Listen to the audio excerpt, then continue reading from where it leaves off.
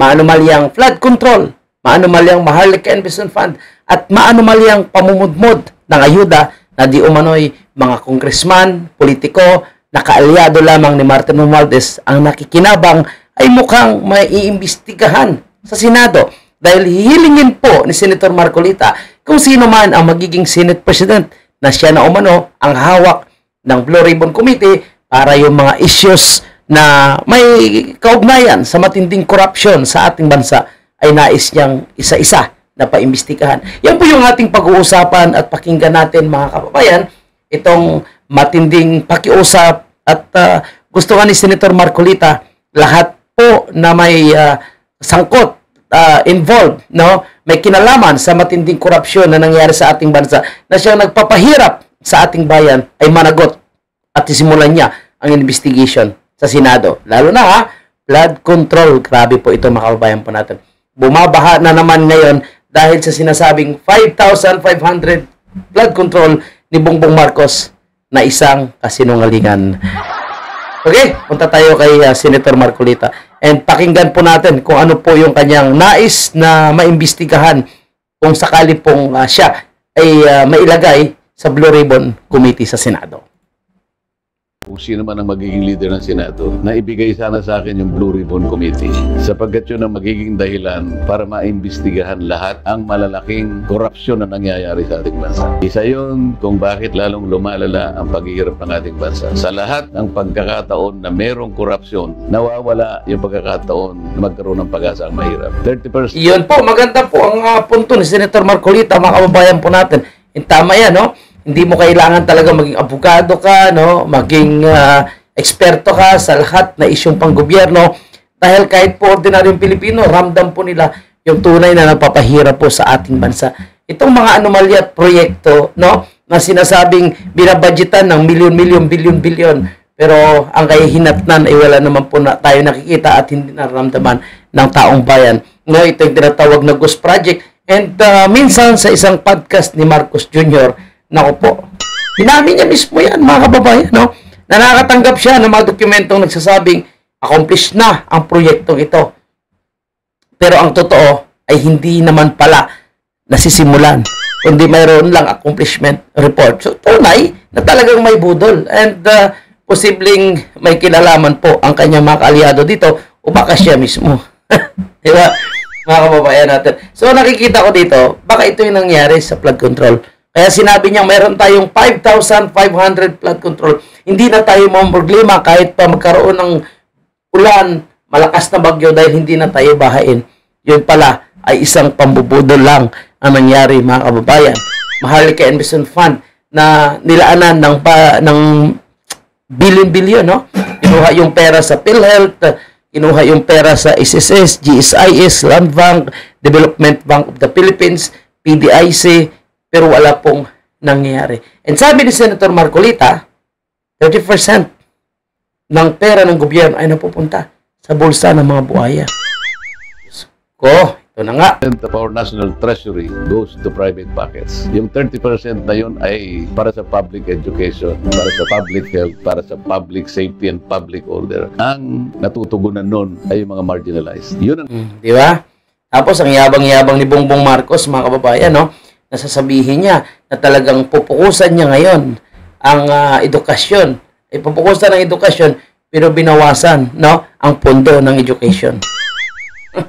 Magaling magsalita pero wala sa gawa. Nawawala sa kanila. Kapag hindi naayos yun, lalong lulubha ang kahirapan dito sa bansa. Kahit ano ang sabihin nila, lahat ng administrasyon sinasabi na i-alleviate natin ang ating bansa sa kahirapan. Hindi mangyayari yun habang papalakas, papalaki ang antas ng korupsyon sa ating bansa. Naku po, mukhang kabahan na po, ano? Si Tambaloslos dito at ang kanyang mga Alipores, mga kabayan.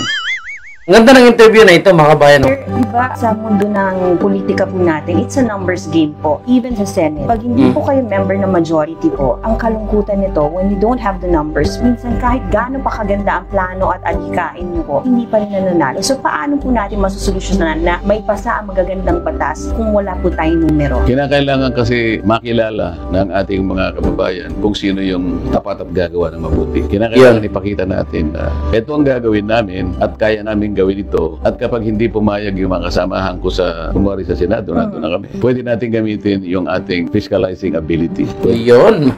Talagang gagawin ng lahat, no? Para lang talagang maimbestigahan ito, mga kababayan po natin. At ako sa ngayon sa numbers ng mga senators, mga kababayan po natin, ako naniniwala na kaunti na lang po, no? Yung mga walang kwenta dyan, siyempre si Risa kasama dyan, no? Yung mga walang kwenta dyan sa Senado. So, yung mga yan is talagang propagandista, sinungaling, personal na interest ang kanilang gusto. Tingnan mo, nag-announce na nga na tatakbo na presidente itong si Risa Hontiveros. So, karamihan dyan, ako naniniwala na talagang gusto nilang tumulong at magserbisyo. And of course, no, dahil papasok na po itong Senator Marcolita, maganda ito. Talagang meron po tayong boses ngayon, malakas na boses dyan sa Senado. At kasama niya pa yung mga kaalyado po na, oo po, mga kababayan natin. Sabihin sa kanila, pag hindi nyo ako pinagbigyan, araw-araw na lang tayo magtatalo dito sa Naku, Yari. No? Araw-araw na lang po magtataro sa plenary. Ito yung tunay na talagang para sa mga Pilipino. Unlike yung Rapitol po na una, dalawa, 3 buwan lang na grandstanding. Ngayon, wala na. Tamimi na. Issue ng Maharlika, PhilHealth, flood control, no? Pamumudmud ng ayuda, wala na. Rapitol po tahimik na po, tiyang inang yan. Hanggang sa makilala ng mga tao kung sino kayo. At I will talk to the people, kagaya ng ginawa ko nung panahon ng ABS-CBN. Nung una, kahit ako, hindi ko akala. Na-remind na naman yung mga galit kay Senator Marcolita, yung mga taga-ABS-CBN. Na magagawa namin, yung dapat namin gawin, proteksyonan ng ating mamamayan laban doon sa paglabag ng ABS-CBN. Unang-una, ang sinabi sa ABS-CBN, free to air ang franchise mo, libre. At ikaw naman ay suportado ng napakaraming advertisement. Alam ko naman ang kinikita ninyo. Bilyon-bilyon ang kinikita nyo sa advertisement. Ba't kinakailangan pa ninyong magbenta ng black box? Agoy. Mukhang babalik na naman tayo sa issue ng ABS-CBN, no? Sinungaling, siyempre protektado sila ng mga politiko. And yung mga yun ngayon, yung mga galit dyan sa kay Senator Marcolita, galit kay BP Sara, galit kay President Duterte, sila yan mga taga-ABS-CBN. Mga dilawan yan, no? Kaya gusto nila ma-impeach si BP Sara, gusto nila maging presidente si Tamba, maging presidente na naman si Risa para balik ang ABS-CBN. And palagay ko bago matapos itong administration ni Marcos Jr., mukhang maibabalik ang ABS-CBN na hindi mababayaran ang kanilang utang sa ating gobyerno. Palagay ko lang, mga kababayan natin. Sa ating mga manunood, kabawal-bawalan ko. Nilaban ko yun. Kahit alam kong siyang pinakamalaking network, wala kahit isang senador na tumulong. Yun, sulit talaga, Marcolita. Gagawin ko rin yung patakaran na yun. Kung kinakailangan kong i-explain, ipaliwanag sa ating mamamayan, kayo na po ako ang tumulong sa akin. Kung gaano... Yun, abangan natin to, mga kababayan po natin. Of course, ang isusulong ni Senator Marcolita na yung pagbaba ng presyo ng kuryente. Isa po yun sa inaabangan ng lahat. At ako naniniwala, no, na susuportahan ito ng kapwa niya mga senador.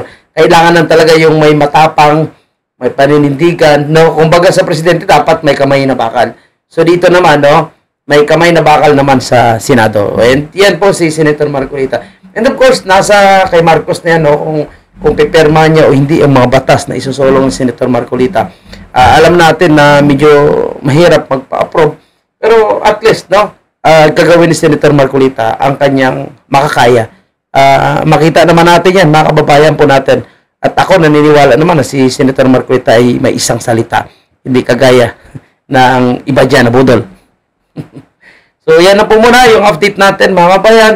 At huwag kalimutan mag-like and share and pakipalo na lang po ng ating mga channel. No? Meron po tayong KB5 Pilipinas, Bugtao Pilipinas, and ating official Facebook page na Kababayan Viral Feeds. Para sa karagdagang update, i-like, i-share, and para like po kayong manonotify sa bawat update po natin, mga kababayan. At kung kayo po ay may komento, opinion sa kung ano man yung ating pinag-uusapan, libre po kayong mag-comment, either pabor or kontra man po kayo, ay ating po yan irerespeto. Huwag lang po i-ay.